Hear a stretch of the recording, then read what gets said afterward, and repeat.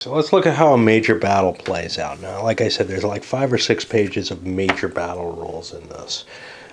I've read them, and first thing, but they haven't stuck terribly well. First thing you do is a reorganization where you're allowed to shift your forces among the different corps that you have, which are, the Capitani. Then you're gonna, let's see, battle initiative. Before the battle begins, everybody gets a full set of these, the little chits for the combat tactics or whatever. And these are going to be spelled out. Now, there's a couple of special ones, earthworks and secondary river. If you have earthworks, you get 4 of those chits. If you have a secondary river that you're defending behind, you get 2 of those chits. Each player rolls a die dividing the result by 2 and adds the result to the initiative rating of his Capitano General, who has to be present. This is how many that he can select for his battle. So what do you get? A die roll divided by 2 plus his initiative. So I think the die is 10-sider in this. Damned if I know for sure. It's got to be a 6-sider by the way things are. Okay. I'm just so used to 10-siders. So you could be looking at, in the case of Louis, up to 8 of these chits. But in his own command, he has 3 employed leaders, including himself. Each leader is allowed to have 2 chits. So you kind of want to probably keep your number of leaders fairly low so that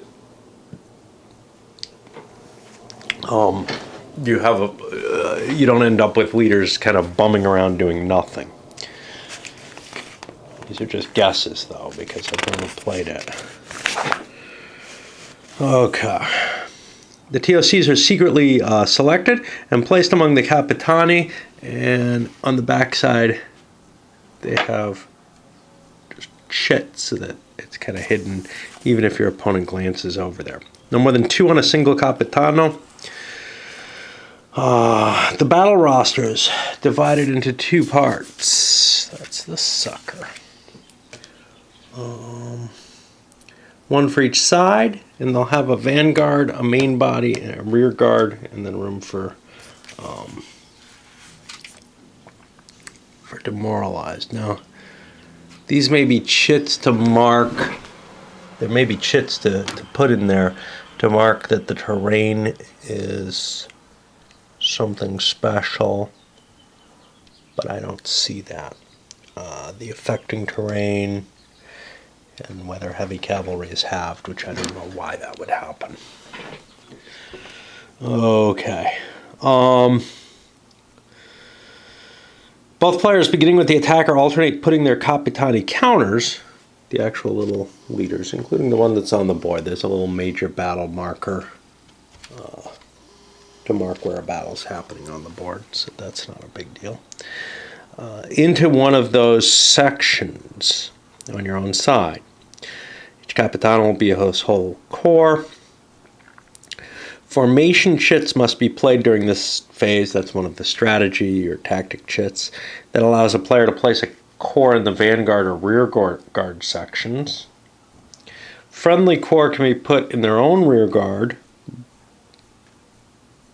but unless they have a reserve chit, they won't be able to take part in the combat. The number of corps which may be placed in the rear guard is limited to no more than the initiative rating of the Capitano General. Overall, I'm not sure the advantage of rear guard. We'll take a look when we see the reserve chit.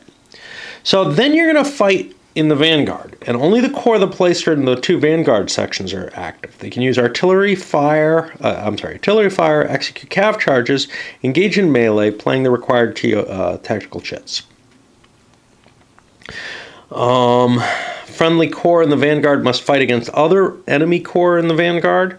If the enemy player has no corps in his vanguard, the friendly corps can fight against enemy corps in the main body.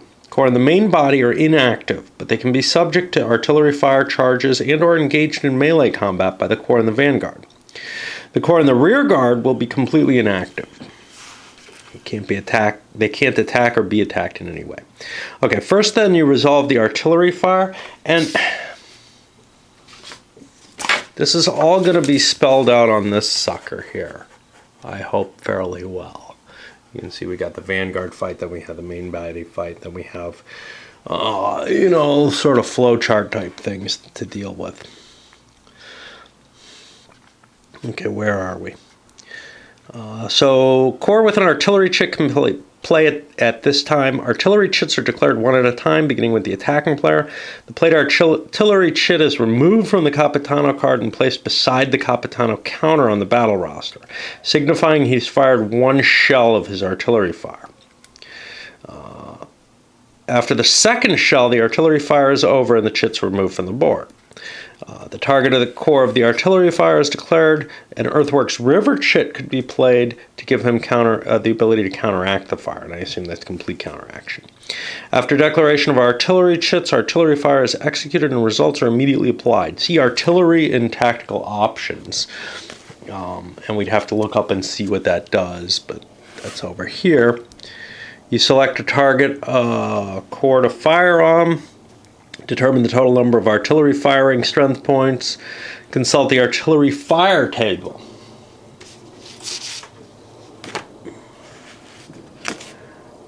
And that's over here. We compare strength points to a die roll. We have modifiers for the die roll, column shifts for the strength.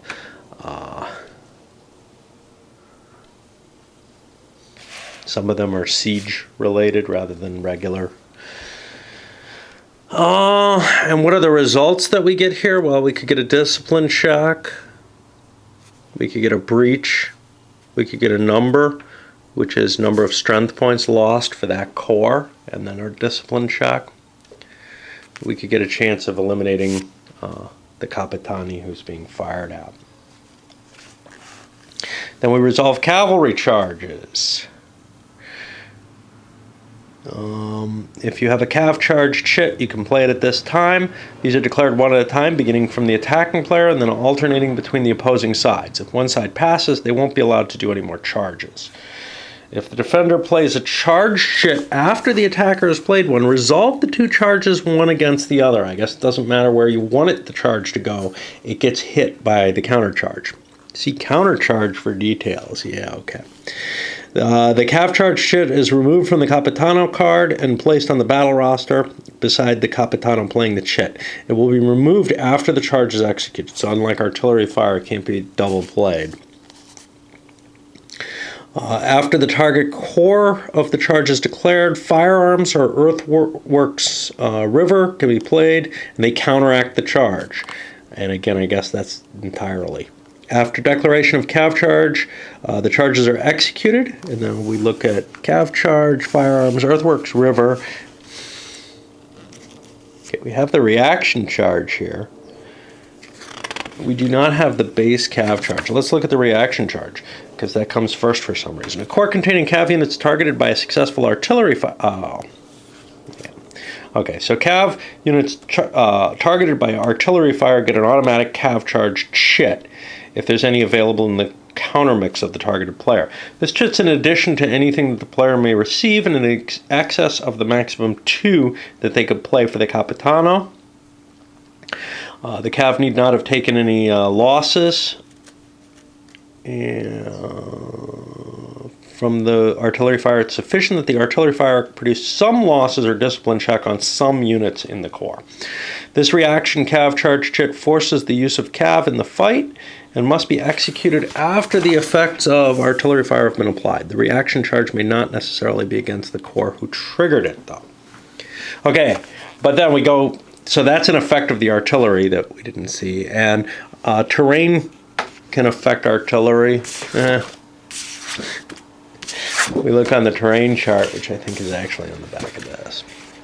So we have like a -1 artillery fire. And this is only in major battles that you worry about this. Otherwise, you're just dealing with affecting or non-affecting. Corps with an artillery chit can engage in melee, but if they do so, they lose their artillery chit, even if it's not played yet. Nothing happens if these corps are engaged by the enemy side, however, and the artillery are compelled to fire against enemy corps when they flip their chit, I guess. Okay, the cav charge. This can be played either in the vanguard or main body fight, and allows a corps to have its heavy or light cav, and I don't know if that's an exclusive or an inclusive or. Stupid English, right? I'm using it as inclusive. Units charge an opposing enemy corps. When played in the Vanguard fight, the cav charge must be against an enemy corps in the Vanguard. If there are no enemy corps in the Vanguard, the cav charge can be used against the main body. When played in the main body, it must be made against another corps in the main body or against an unengaged enemy corps in the Vanguard. The cav charge chit is removed from those on the Capitano card and placed on the battle roster beside the Capitano playing the chit. It's removed after the charge. More than one cav charge chit can be played by each side in a fight per battle round, but always from different Capitani, and a single chit allows cav units of the corps to charge. Certain cav units of a corps playing cav charge may be freely regrouped into a number of waves. This is within one corps. A wave is a group of cav combat units of similar type. Each wave may be composed of heavy or light cav. Yeah, I guess you can use both in the battle as a whole, but never both in one wave. To execute a cav charge option, the charging player selects a single eligible enemy corps and designates a specific single combat unit to be the target of the charge of each wave. I believe it's different units for each wave. Displace the cav corps displace the charging corps near the charged corps, but not in contact. I don't know if this is the counters on here or the card.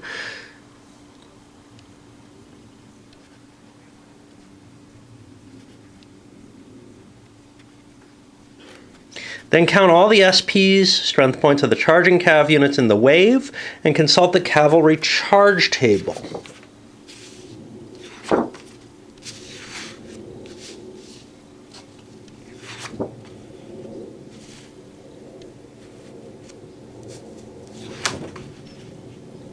Which probably exists. Here's a cav superiority. That's for the optional battle, though. Here we go. Okay. So what do we have here? We have a strength points of cav that are charging, I guess, and a die roll modified by terrain. Heavy cav troop quality is added in, perhaps. It looks like a minus, which is bad. Oh, no, plus the heavy cavalry troop quality. -1 if the opposing player played firearms. Well, okay, firearms I thought counteracted it. What? Okay, let's look at the artillery table and see if that counteracts or if it just mitigates it. And this is the problem, of course, with learning new rules. Firing through earthworks is just a -1. So when they say counteract, they just mean partially counteract. It has some effect. Okay. So we get a result here, and we might get an A in a number, where you take losses and a discipline check on the attacker, likewise D in a number. Wow, it takes a lot to hurt them. Just a straight D is to demoralize, and then make a discipline check. Now remember, demoralize, I believe, is the thing that screws something up. But I don't know what happens. I don't remember what happens if you're demoralized, and then you make a discipline check. The effects is a demoralization, so if you take a demoralization and another demoralization, what happens? Maybe I'm misreading this. Charged enemy unit demoralized, then the charged corps makes a discipline check. A discipline check demoralizes you. Demoralizing is flipping over. Well, fucked if I know. Yeah, so I'm not sure. Maybe it's supposed to be something else, but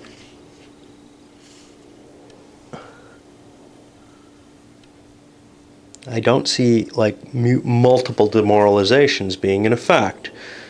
Maybe one of these is supposed to be the charging corps makes the discipline check. I'm not sure. Again, or maybe there's some effect that's cumulative that I haven't seen in the rules. But again, they're very verbose rules, so it's very easy to miss things if you read the way I do. Okay, well, implemented in this order. Demoralization, discipline checks. Yeah, discipline check just causes demoralization. I don't understand. Crap. Kapitani elimination, apply the results immediately for each wave. Artillery units may be the target of the charge and they're demoralized if the charge is successful. In addition, they must pass the required discipline check. Rearguard corps can never be the target of a cav charge. Demoralized cav may not charge. The defending player plays a charge chit after, then the two charges are resolved against one another. First, the Capitano with the higher initiative rating executes his charge and takes his results against the corps, and then the other player, I guess, gets his charge in response. Sometimes cav will be lost to plundering. These units are marked with the appropriate marker, indicating they may not take place in any more combat activities in that battle. They're considered demoralized when determining if the corps is demoralized. Okay, I've got to look up that damn demoralization check. Wait, oh. The charged unit is demoralized, and the corps as a whole makes a discipline check. So the whole corps could become demoralized by hitting one unit. Das ist what it is. Okay. Again, you really have to parse these carefully because they don't tend to give a really good view of what they're trying to project. But as we've seen, I generally can find where there's a specific statement that very clearly does directly indicate what's supposed to happen. It's very hard to find them because of the way the rules are written. All right, so that was the cav charge. And that means back here, we're going to be at the main body fight. Now, somewhere in there we missed something, didn't we? Because there's something other than cavalry charges. There's regular attacks. And I did not hit them. But I'm running out of battery and I need a break. Okay, now the main body fight, only corps plays in the two main body sections are active and may use artillery fire, cav charges, or engage in melee combat. Pretty much the same as the Vanguard, and we're just at a different step. Playing the required chits. Friendly corps in the main box must fight against. We already touched on this. I think we read this already. And the rear guard's inactive and can't be fired. And then we do artillery fire, cav charges, and main body engagements. If no corps is engaged in the main body at the end of this step, the battle will be a draw. We have Vanguard engagements up here. I missed these. But these are handled according to the provisions of the rule of engagement declaration, which is in another section of the rules. Section 11. We're, I think, in section 10 now. No, 11.4.2. Which is somewhere probably. Here's 4.1. 4.2. That's going to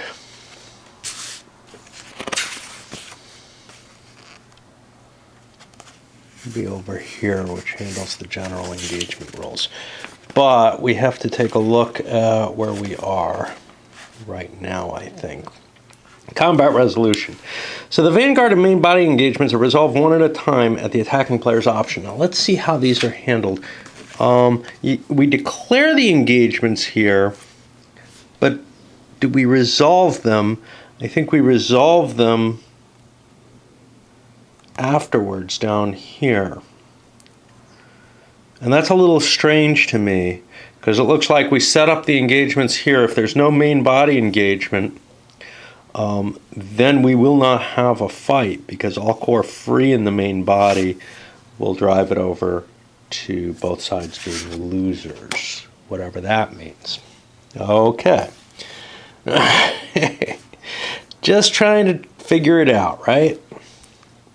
This obviously would be a lot easier if I've already made up my rules and my interpretation of it, but yeah. Okay. Both sides apply the combat results immediately before proceeding to another engagement combat. If one player has no core in the main body or played a muster chit, they lose the battle. Now,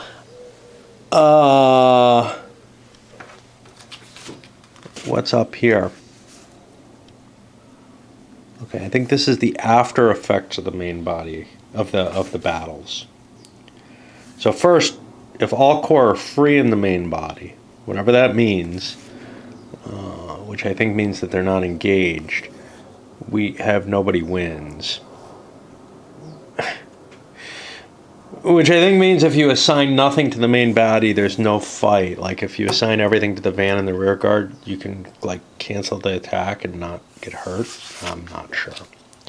Lots of, maybe we'll find something that prevents that kind of gamey type solution to the problem. Okay, but if you played a muster or if you're out of units in the main body, you lose the battle after the fighting is done, I guess, and go to pursuit and recovery, which is down here. I guess you probably should hit retreat first. That's no. That's at both sides. Yeah, pursuit and recovery. So retreat comes after pursuit and recovery. Okay.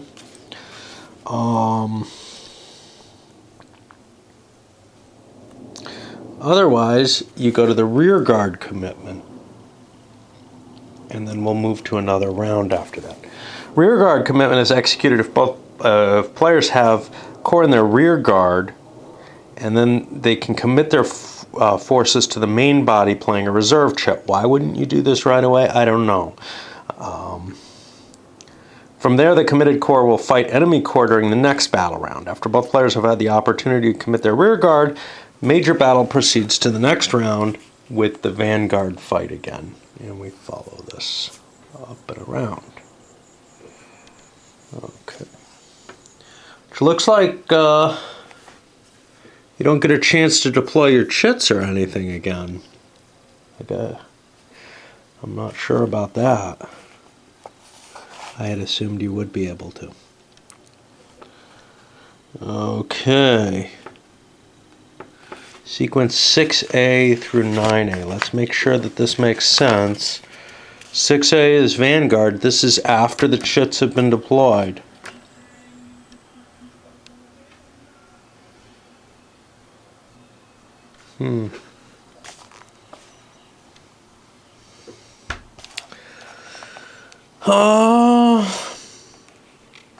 Because I don't think you can engage.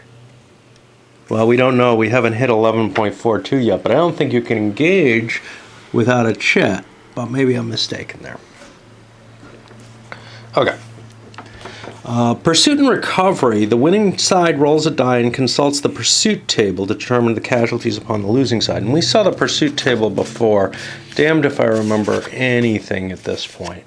I mean, as you can see, the rules don't go an easy way towards being digestible, even if it's hard to put my thumb on exactly what's wrong with them.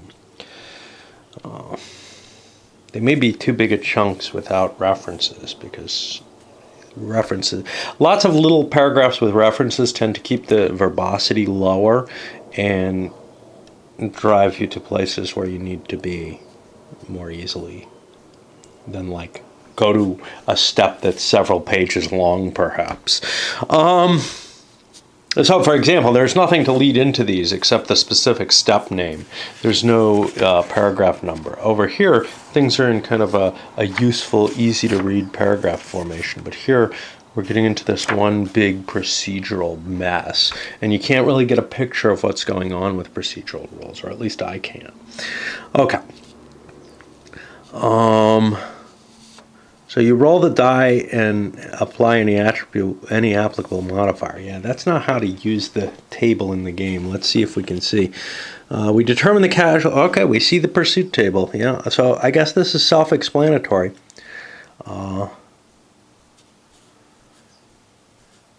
So a percentage of pursuing cav and a percentage of pursuing infantry. Is it just one die roll? It looks like it is. And then there's going to be modifiers on it. Okay. And this is kind of a firepower table, doing damage to the enemy based on your percentage, I guess. Then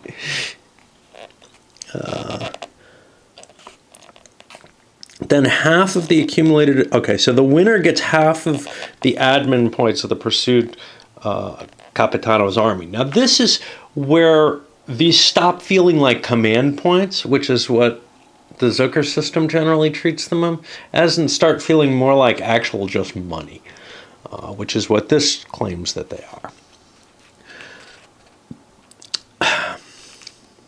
Select the combat units to absorb losses in order: artillery before infantry, and then finally cav.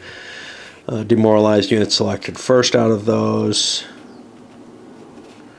Undemoralized strength points count 2 pursuit losses. Demoralized strength points count as 1. So if you're hitting undemoralized stuff, you're doing less damage. Redeploy the forces on the map and put a no-move marker on the winning force to remind the players that this force cannot move during the next player turn, although it can expend movement points. During the next command phase, the no-move marker will be removed and replaced with either a standard garrison. Add 1 to the pursuit die roll. Those are the bonuses there. Okay. Now we come to the retreat rolls. Player with no core in the main body or who played a muster is the loser and must retreat. If this could happen to both players in the same round, or if no core engaged in the main body at the end of the main body fight step.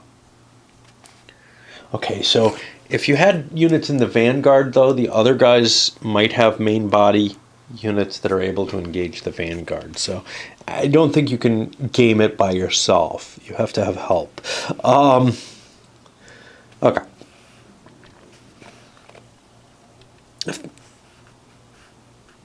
Forces are redeployed on the map. The losing player gets an immediate retreat order, or losing players, and receive their full movement allowance. Execute the retreat according to the rules governing paths and priority of retreat. So you execute the retreat, which is later. Okay. I'm going to pause again because we're going to get to the specifics of the different tactical options, and we should look at these. The tactical options remind me kind of the special troops over in up here, the Red Sash stuff. They're not really like it. Those are like specific units that have special abilities, but these kind of are all these special cases that are added based on what you pick for it. So it's going to be a little bit of a headache to go through them. Okay, let's look at what the different tactical option shits allow. So the first one's formation. This allows you to place units in the vanguard and rear guard of the battle. One shit opens up both the vanguard and rear guard.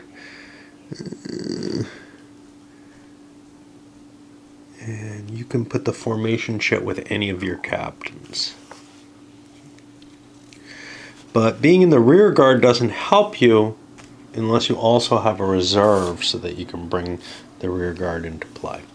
Artillery, we've already kind of talked about this. This allows the corps to fire their artillery chits, or their artillery pieces, and there are specific artillery gun pieces. You can only use this effectively if you have artillery in your force, just like you can only use, having trouble with my zoom, the cav charges if you have cav units. Now cav units, like I said, they don't have horses or anything on them. They just have only half a dude instead of a whole dude, which I find a little disturbing, but we talked about the reaction charge there. Talked about the cav charge to some extent. Okay.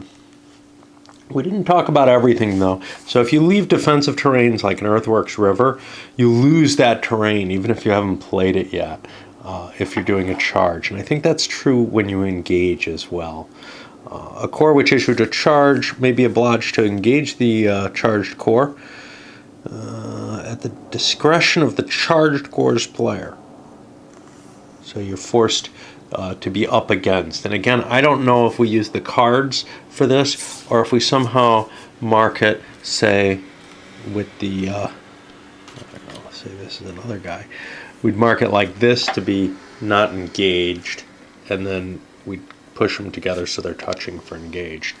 It's not clear whether it's the counters or the cards you're supposed to use for that. I'll probably use the counters because moving these cards around looks like a pain in the butt. Cav charge, which is declared by a core which is not engaged against an enemy core which is already engaged, is a flank charge, which will give you bonuses on the table. We talked about lost and plundering. Okay, firearms. This can be played in the vanguard or main body fight, and it allows the core to screen the bulk of his core with firearms troops, protecting it from cav charges or melee combat. This can only be done if you have undemoralized infantry with firearms. Now, infantry with firearms are noted by having kind of a red strength number. Most units are going to have a black strength number. The red means you have firearms capability, and if you use this shit, you can use this. And after you get to use this twice. Once it's put next to the Capitano on the battle roster when you activate it, and then the second time it's removed from play. More than one firearms chit can be played for each side per fight. This modifies the cav charge resolution die roll and causes charging side losses to double. Really? I saw the modifier. You're going to have to... Hopefully this is... I hate saying it that way. That's so wrong. So unfortunately, we've got a penalty if opposing player played firearms against heavy cav charge. But... here we go. Attacking cav losses and make a discipline check. If the opponent player played firearms, SP losses are doubled. Okay, so it is covered there. I was worried it might not be because I will never remember things like that if they're not. Weather has specific effects on firearms. Firearms not available during rain turns. I'm hoping this is just a header here and not like something else that we have to look up. Combined arms. This can be used in vanguard or main body. It allows a core to employ combined arm, cav, and infantry shock. This can be played by an engaging core which has undemoralized heavy or light cav and infantry. It's played before an assault table die roll. The chit is removed from the Capitano and placed on the battle roster. It's removed after the attack is executed. More than one can be played per side per fight, per battle round, and a single chit allows all. See, here's the per battle round, but these chits get placed back here in this segment of the turn, not over here when you're actually engaging the fight, and the battle rounds get recorded over, and I think there's a mistake there. I think you should get a new chip placements, but I'm not sure.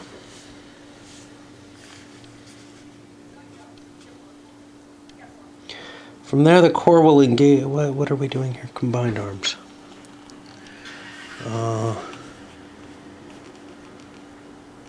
The effect is to increase the strength points in the ensuing attack on the AST, the assault table, I guess. And is this spelled out here, or will we never remember what these do? Okay, that's exactly. Hmm. And now that car's gonna move, and I'm gonna look like an idiot. And you're gonna be like, Jake, still don't know how to work. I don't see combined arms in here. Yeah, I looked through the charts and I don't see anything anywhere that applies to this. So I guess if it's only in the rules, there's not even a chart that explains all the different options, I think. There's so many charts.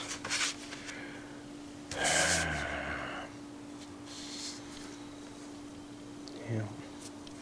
I'm sorry, there were people outside and they were pissing me off. I'm in a cranky ass mood because of this game. Okay, I have no idea. So, anyway, it changes the strength, but maybe I'll remember it, maybe I won't. You can't select demoralized units. Whoop, whoop, whoop. Oh, they don't have much strength anyway. Reserve. This is played during rearguard commitment. Now again, let's look back at the selection of these chits, because that's what's getting me here. Maybe you get all your chits back and then can play them whenever the hell you like. Let's see what the sequence is. Let's find that shit, right?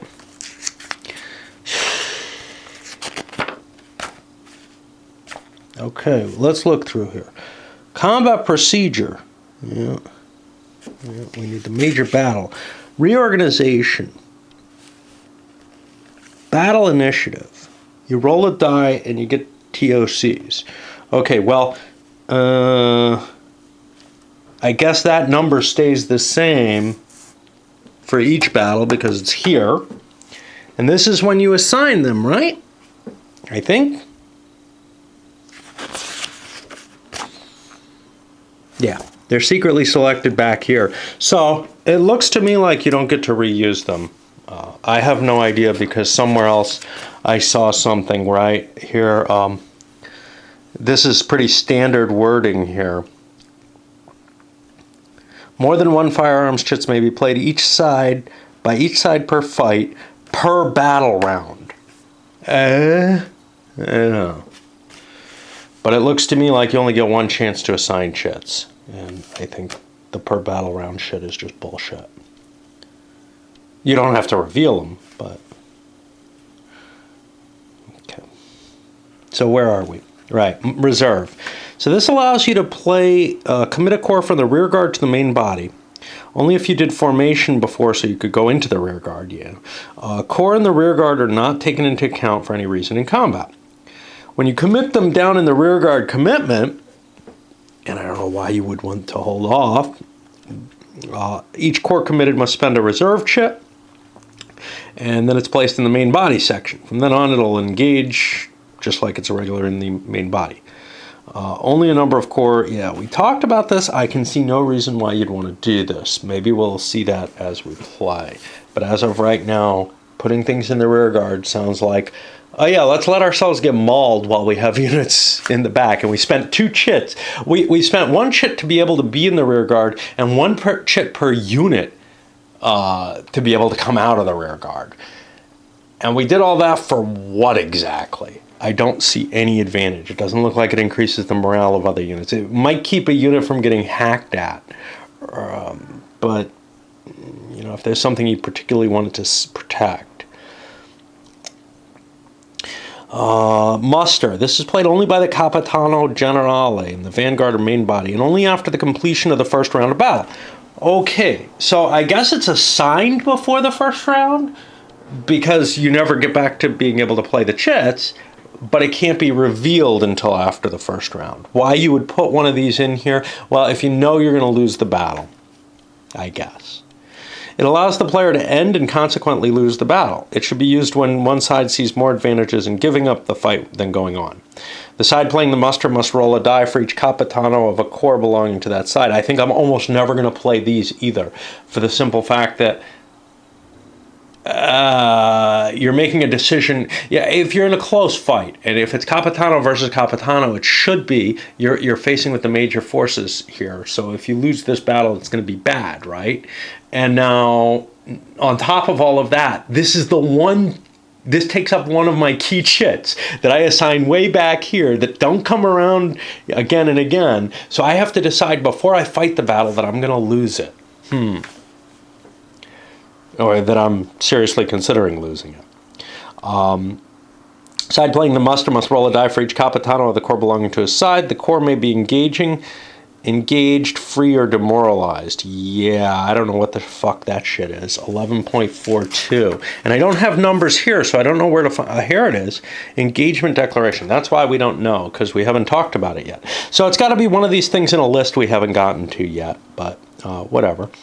The initiative rating of the Corps Capitano and the initiative rating of the Capitano Generale are added to the die roll. You get a -1 for and we don't know what we're rolling on here. A -1 for demoralized core. It's all fucking procedural and totally useless. A free core adds +1. I don't know what a free core is. If the final result is greater than or equal to... Oh, not engaged, I would guess. If the final result is greater than or equal to 10, the core disengages. Okay, that's going to be pretty hard on a D6, but you do get your initiatives added to this. Okay. And retires in good order. This means the core won't suffer pursuit. If the final result is less than 10, the core is subject to pursuit. So this is a way to get away from the worst effects of losing a battle, I guess. Side playing the muster always loses the battle, even if all core manage to retreat in good order. If both players should play muster at the same time, they both lose, and there's no pursuit. Okay, I am tired, and we're done for a while again. Okay, let's keep going here. Fight coordination. This can be played in the vanguard or main body. It allows 2 core to make a joint attack. This can be played on a core which is going to attack an engaged core with the support of another engaging friendly core. The 2 core will attack together, summing their strength points. Only 1 attack on the assault table is executed. I don't know if this is a wise idea or not.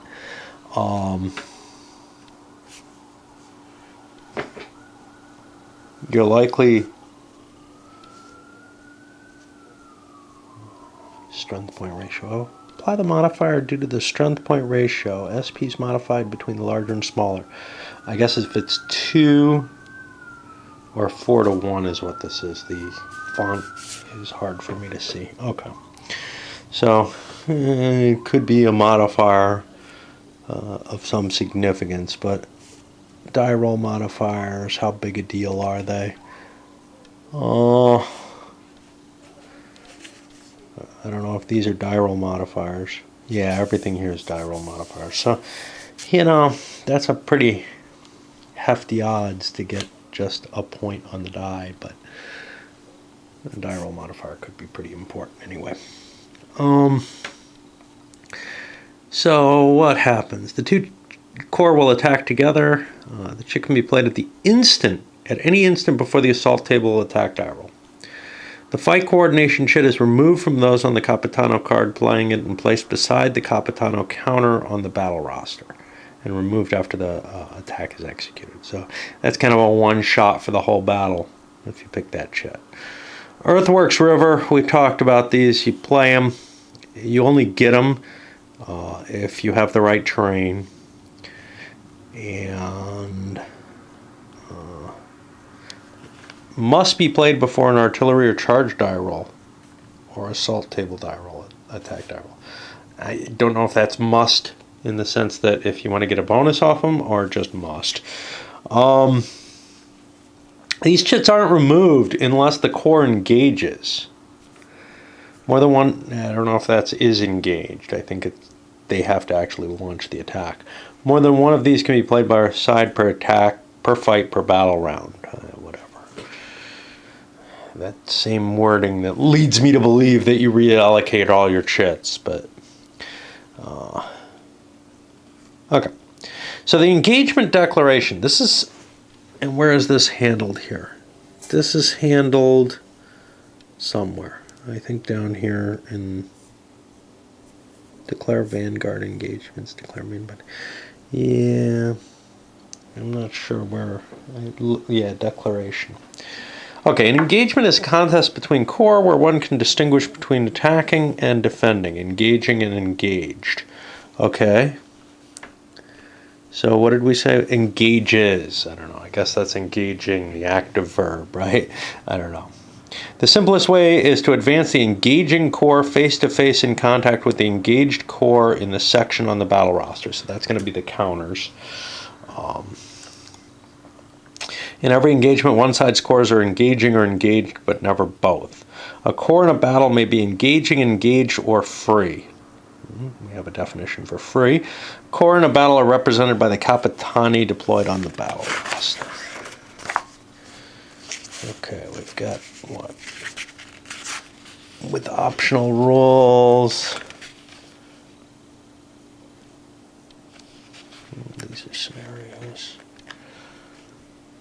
looks like 31, another 10 pages or so of rules. So we're about 2/3 of the way through. Yeah. Engagement general rule. As a general rule, every engagement is composed of one core engaging one or many core engaging a single core. If it ends up in a situation where it's many versus many, you have to split off core, and there's rules for that, and it's all fucking procedural, so I'm not going to even go into it. We'll deal with it as we need to look it up, and never have an idea what the game's about until we actually play it.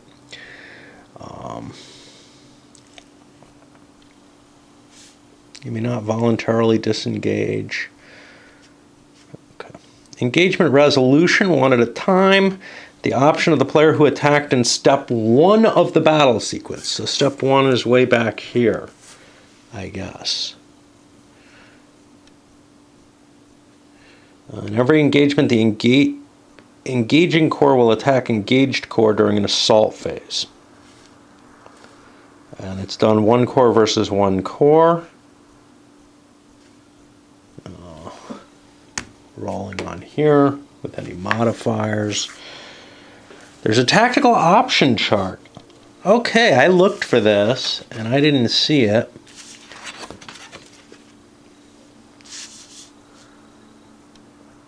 This is the orders chart. This is optional rules. This is unit type effects. It's on the back of the battle roster. I know it's on the back of the map. This shouldn't have anything on its back. Yeah, there's some tactical battles chart, and I don't seem to see it anywhere. Let's look again. Here we go. I knew there was something like this. Okay. Yeah. And this doesn't really help you tell you when they're placed. Oh well. Which is, I think, the question I was looking for. A core becomes demoralized when all of its combat units are demoralized, and it must disengage and set in the proper section of the battle roster. Core demoralization in the main body affects the outcome of the battle. Core whose opposing core are demoralized become free and are eligible to enter new engagements. They do not need a chit to do that, I guess. They just need to declare. What was the ordering of that?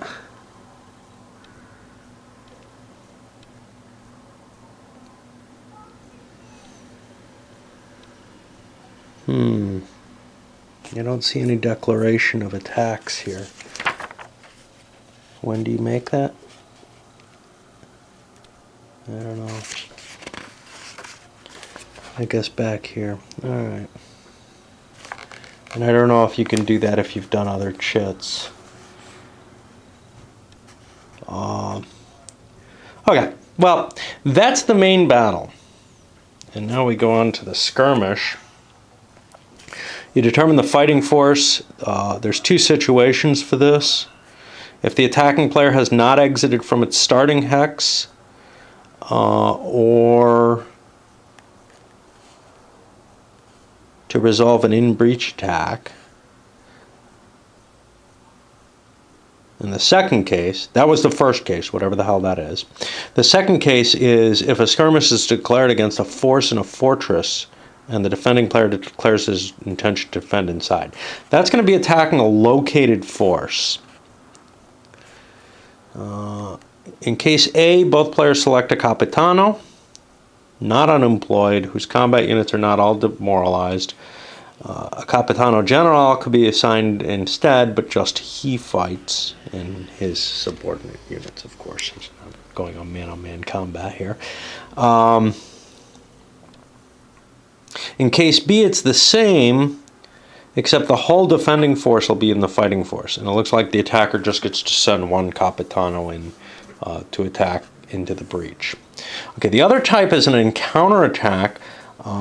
If you don't match the located force, players take their Capitani and randomly pick one. And the only ones that are selectable are those who have undemoralized troops. and they'll kind of just smash into each other and fight. Then we get to skirmish combat.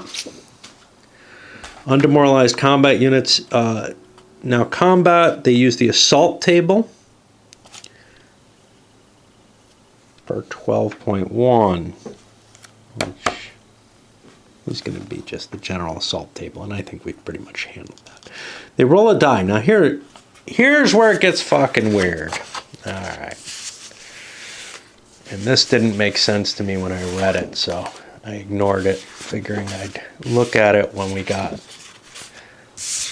the table in front of me, because I like to read rules to try to understand what the flow of the game is, and this shit doesn't make sense when it's fully procedural.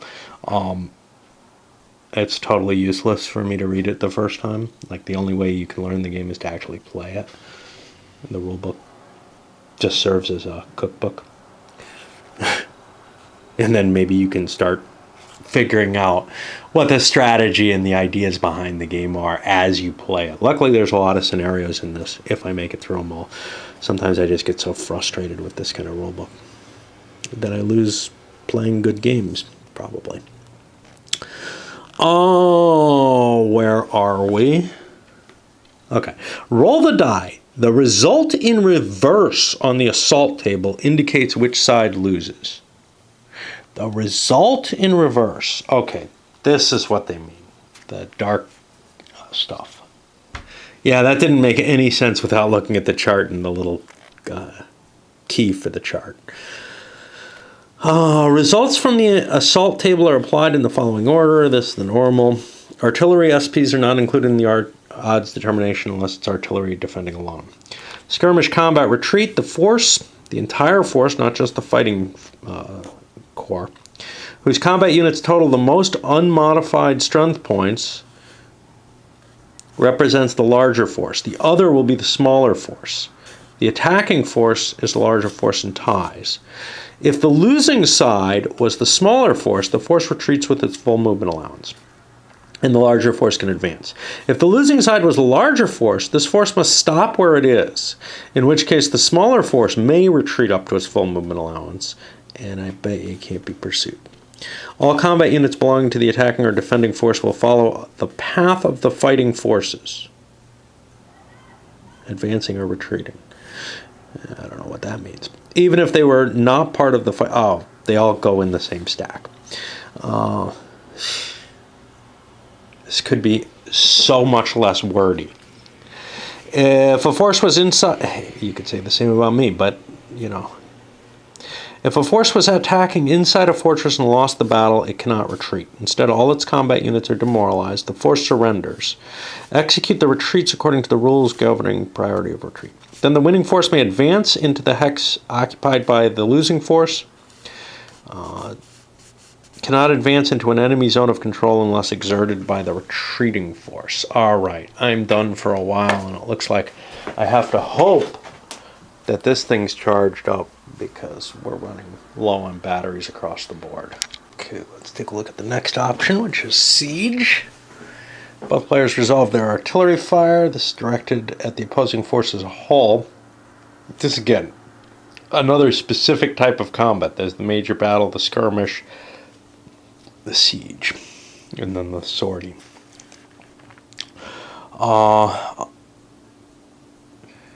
They fire just once on the artillery table, which we have over here. And each player rolls one die, starting with the attacker, and I think this is done sequentially. After both players have rolled, the attacker may wish to break off the siege, in which case the siege is over. If a breach is obtained, the siege status level is increased by 1. So it looks to me like we each fire once, and then the attacker has the chance to just say, hey, there is no siege anymore at all. Not sure why you would do that, but the attacking player shifts a number of columns to the right for each siege status level when rolling on the artillery fire. So that's one of the modifiers, is to shift on here and be able to do more and more damage. In a breach attack, this is step 4C of a siege. You know, I mean, what the hell is this? Are they going off of? Yeah, so I think what's happening here is after you designate the forces, you get to different steps, and we don't have charts for these, and they're not really spelled out anywhere. So you just have to kind of imagine what these are. I'm not sure why they're presented in this way. Maybe there were flow charts for all the different types of fights. If attacking artillery fire has produced a breach, non-artillery undemoralized besieging combat units can launch an immediate attack. So be a skirmish combat when attacking a located force. Roll the die and always resolve like a skirmish combat, even if both forces contain a Capitano General. Well, that answers that question. In breach attack is not allowed across a ferried primary river hex side. And then if the loser of the in-breach attack was the besieging force, both sides' forces remain in place, and the siege is over, the winner may not pursue. If the loser is the besieged force, all combat units, or if all combat units have been eliminated or demoralized by artillery fire, then the defending force is eliminated, the attacker can enter the hex, conquer the fortress, and the fortress benefits may be used by the new occupying force. The fortress may not be destroyed. A force besieged in a fortress may declare an attack out of the fortress against one enemy adjacent force, even one that's not besieging. The player who makes the sortie chooses his fighting Capitano, while the other player randomly selects one. Sortie is not allowed across a ferried primary river hex. You roll a die and always resolve like skirmish combat, even if both forces have a Capitano General. At the end of the combat, both forces remain in place. There's no way of actually winning. The effect of a sortie is to cause attrition or demoralization of adjacent forces. A demoralized besieger will likely abort the siege. Why? Because he can't recover. Okay, execute attack on the assault table. Demoralized combat units are never considered for neither the attacker nor the defender to resolve an attack on the assault table. Okay, I thought they were sometimes. The quality of the attacking and defending force. Okay, so basically the quality of a force is going to be the quality of the units, but you may have different values.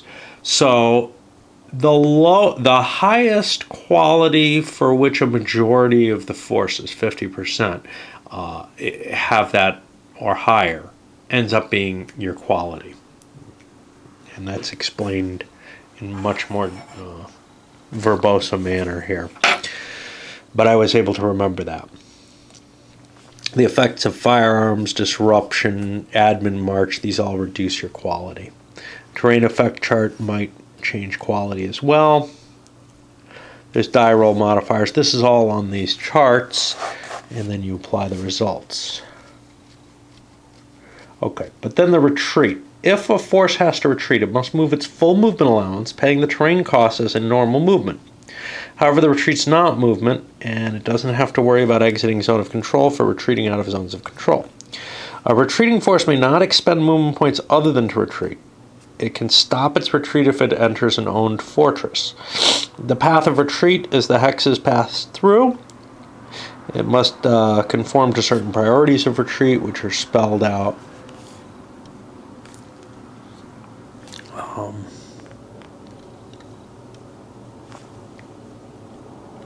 over here. Okay. Got something bugging me in my mouth. Okay. If the path of retreat's blocked by impassable hex sides or enemy forces, and you can't retreat the full distance, you go as far as possible. If you can't retreat and an enemy force advances into your hex, the friendly force surrenders and is eliminated. You can't do an attack from march to brush aside enemies while you're retreating. And then we have the path of retreat here, and that's all procedural, so we don't have to worry about that. We'll look it up as we see it, because you can't learn anything from procedural stuff. If you go off map, you're destroyed. If you leave earthworks, they're destroyed. La la la. Then we check for scenario victory. Well, that's somewhere at the end of the turn. I don't know why that's in the combat section, but okay. It's not really. It's just like we're back in the normal rules now. Each region in the game has an alignment.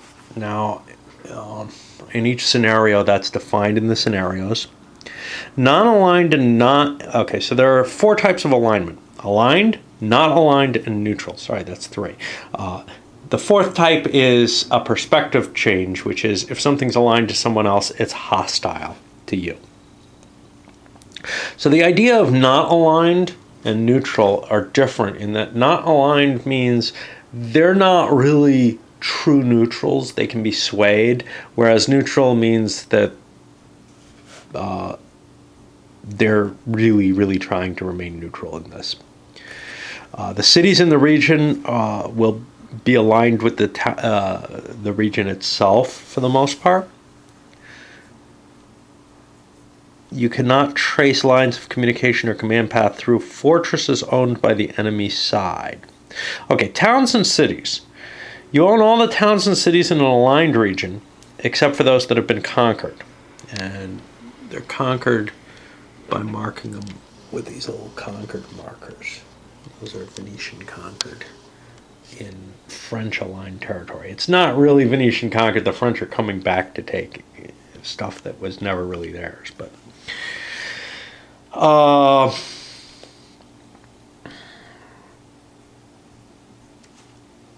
each side also owns all towns and cities in non-aligned or hostile regions which they've conquered. The only way a town or city can change ownership is by conquering it. Fortresses. Okay, let's see what the difference between a fortress is. So, as I see it, fortresses look like fortified towns and fortified cities. I don't think there's anything else marked as fortress here. A fortress hex which contains no enemy force is conquered when a friendly force stops in the hex. You can't just walk through it. And places a conquered marker there. All fortresses may be conquered except those neutral regions, i.e. you cannot take fortresses in neutral regions. You're not allowed to attack. The color of the conquered marker is that of the Primo Capitano commanding the force. The conquered marker is removed as soon as the side to which the fortress is aligned re-enters and stops in the hex. A town is conquered when you pass through. Okay. Now, a fortress that has troops in it can't be conquered just by pausing in it. You'd have to actually besiege it. Okay, let's keep going. Militia, siege artillery, field engineers, and pontoon bridges. I know we're over the hour mark. I'm hoping to get this on just 2 videos. Are auxiliary units. These are placed in the card of the Capitano to whom they're subordinate. They're not counted against things. Militia. Okay. Militia are units which join a force when attacked in a aligned or non-aligned fortress hex during combat and attrition. If a force is attacked while in an aligned or not aligned fortress hex, the defending player has the opportunity to generate militia. I assume they roll a die and get some. And those militia can't really leave.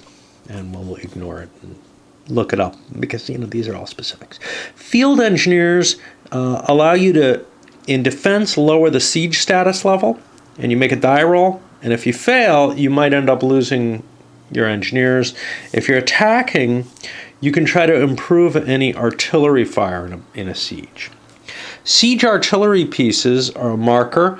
Now this rule looks somewhat dodgy to me, but we'll try to follow it as written because everything else seems to be correct.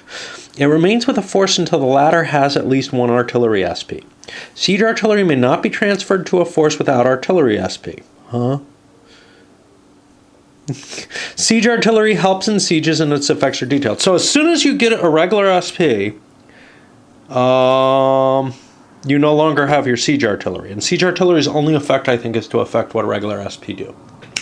No, that can't be what they mean, but whatever, you know. Maybe they say something on them. No, they just have a picture.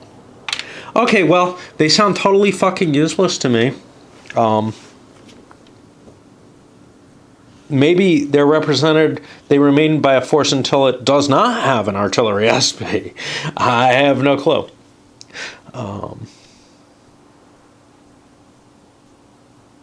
Yeah, no idea. It costs a movement point to deploy a pontoon bridge. Okay, so pontoon bridges are kind of cool. They have two sides to them.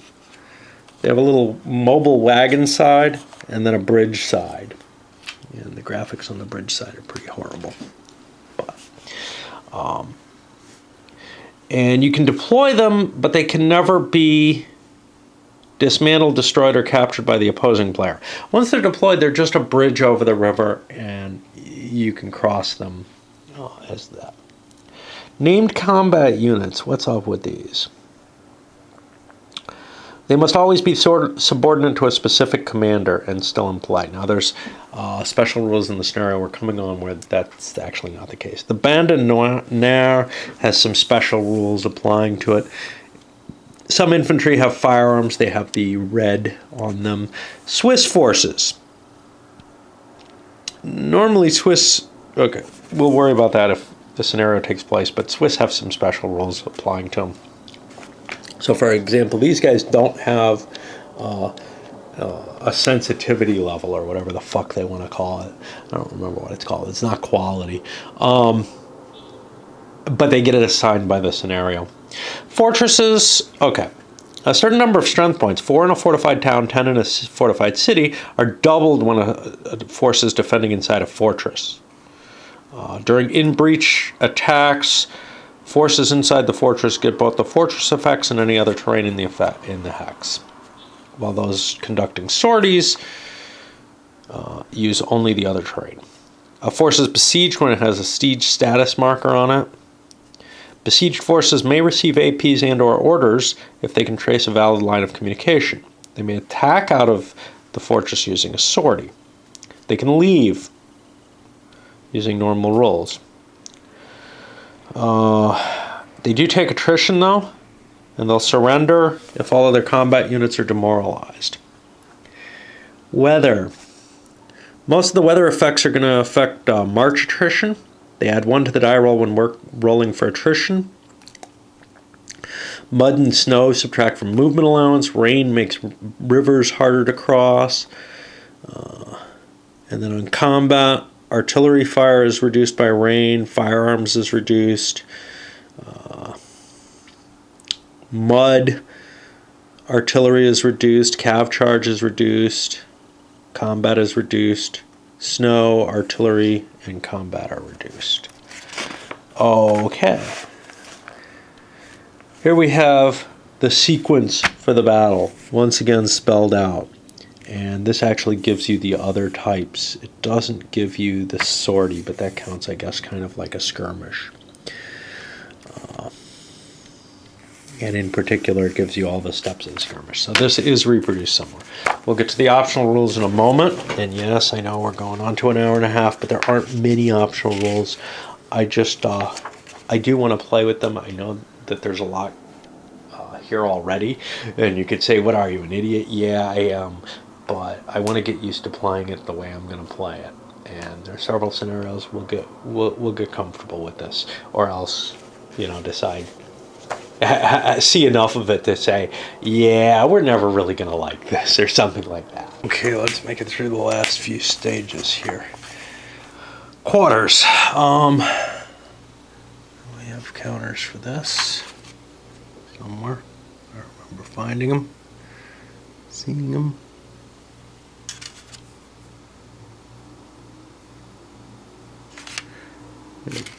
These on the back of the disruptions.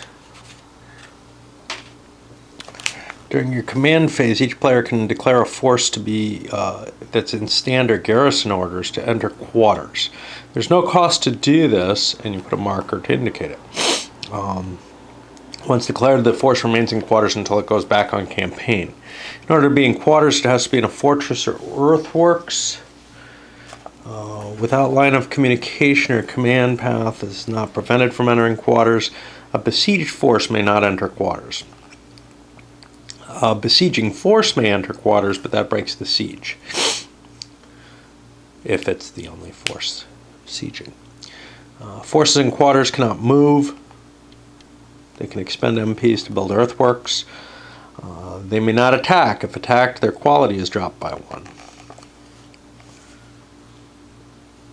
They benefit from attrition. There's a -1 modifier if they're in fortified town or earthworks, -2 if they're in a fortified city. Demoralization does not prevent a force from entering quarters. Discipline recovery checks and everything is made. Forces on campaigns may not consolidate with forces in quarters. You can change the status during the command phase. There's no cost to do so. Swiss consolidation. Okay, Swiss combat units must reform into the largest possible units that they can during step 3A, which is reorganization. And that only shows up in major battles.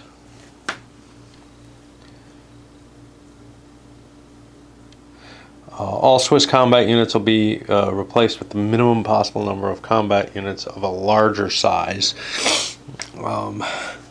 And this is because the Swiss tended to form really huge units for the density of the pike formations. Artillery. When you win a major battle, artillery are exempted from pursuit loss. Instead, up to half of the artillery of the losing side are transferred to the winning side, and the remaining units are eliminated. So it sounds to me like all artillery are lost. The artillery units are restored, some of them are as captures, are restored to their front good order side, and they may be transferred only if the Capitano General or any of his subordinate Capitani has a rank large enough to command them, otherwise they're eliminated. Interphase turns. At the beginning of a turn in which players will receive the AP, the yellow turns here. Each player has the option to offer an interphase turn, starting with the first player. If the opposing player accepts, an interphase turn follows, and both players must select standard garrison orders for all their forces.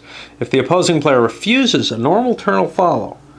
The refusing player shifts 2 columns to the right when rolling on the admin points table. That's good, I think. Shouldn't be. Maybe I'm missing something.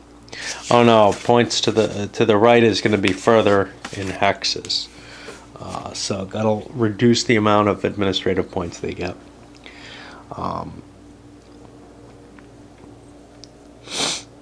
And the offering player still has to select standard garrison orders for the current turn. When there's an interphase turn, you skip the next 4 turns consecutively, and they're done in a sort of fast turn here with a weather phase, attrition, victory, and a just game turn. You don't worry about moving units around and fighting or any of that. There's a standard +1 modifier for the attrition segment. Italian mercenaries. Both players, beginning with the first player, have the opportunity to recruit Italian mercenary combat units. To recruit a Capitano must have a rank greater than or equal to 3, belonging to an army with at least 1 AP, and be in a fortress hex that's not hostile. Then he rolls die, and the result is read on the table below. You have to pay action points, and you may get some mercenaries.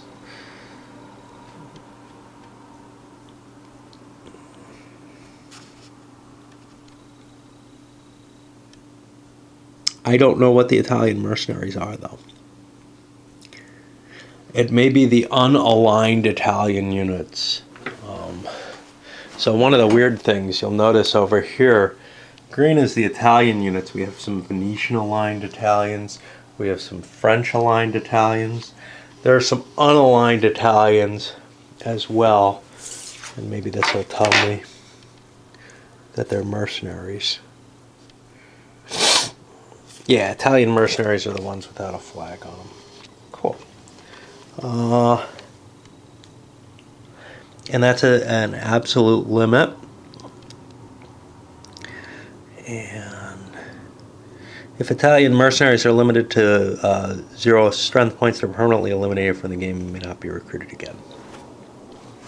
Is there something here that allows you to get more troops? No. I was wondering if there's another way to regain troops. Okay, I need to blow my nose. It doesn't bug me when I have the sniffles or something, but right now everything's irritating the shit out of me today. Okay, taking forces by treachery. If you're in a if you have any order adjacent to a fortress hex occupied by an enemy force, need not be besieged, you can attempt treachery. During the activation of Capitani segment, if the friendly Capitano Generale is activated, the owning player may declare a treachery attempt. Put a no-move marker on the Capitano Generale, who has to be... No, wait. Has to be the commander who's adjacent. To remind him he can't move, and then you pay 2 action points and deduct them from your total. You can make the attempt against an inactive Capitano occupying a fortress, not a Capitano Generale though, or by means of the population support, or by trying to subvert troops. Okay. A die is rolled and the result is attempted depending on the case chosen above. God, it's so fucking wordy. If the attempt succeeds, the fortress surrenders. Against an inactive Capitano, you have to pick an inactive Capitano, which I think just means the other players, but I don't know. I don't think there's any meaning to inactive beyond that. With a rank of 2 or less, the rank of the Capitano is subtracted from the die roll. The attempt succeeds if the final roll is 4 or more.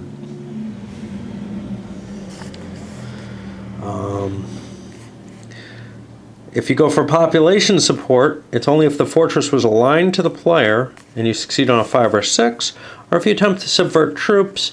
This can always be done. The inactive player makes a discipline check against the reliability class and using the modifiers indicated in the discipline table.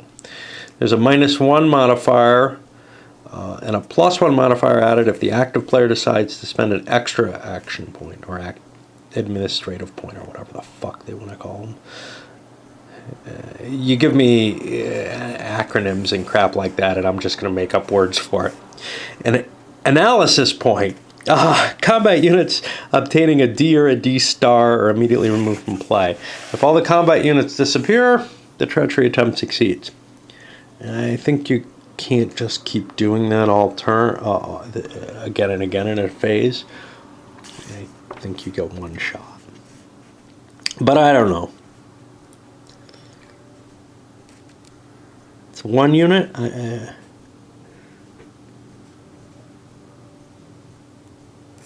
It looks like it might be all the units get rolled against. I don't know.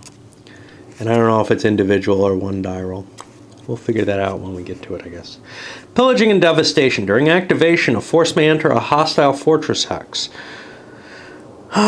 Free of enemy forces in order to pillage it. Pillaging a hex costs 2 extra movement point and causes other things to happen. The pillaging force rolls die. The die roll is divided. All fucking procedural. The die roll is divided by 2 if the hex is a fortified town. This could all just be done in a little thing. Fortified town, divide by 2. You know? If the hex... Yeah. The result is the number of APs added to the army's accumulated administrative points of the pillaging force. Place a pillage marker there as a reminder. After that, the force may make a recovery check to restore some units from demoralization. Then the force becomes disrupted. A hex can be pillaged due to advance after battle or following a successful siege, in which case you don't have to spend 2 movement points. During the game, due to discipline check results, a force may be required to pillage, D star. I wonder if that optional rule is expressed on there, otherwise I won't remember it. A D star on the discipline table. Yes, cool. To me, that's always very important because some games don't integrate their optional rules onto their charts very well, and that can cause you to like play half the rules right, or the rules half right, where you remember to pillage but don't remember the effects on it. Okay, anyway, what happens here?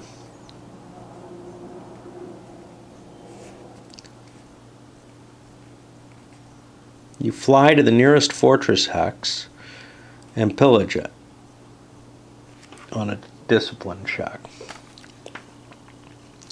Okay, a hex is pillaged once per game. What happens? Well, clear hexes may be devastated in order to destroy countryside forage.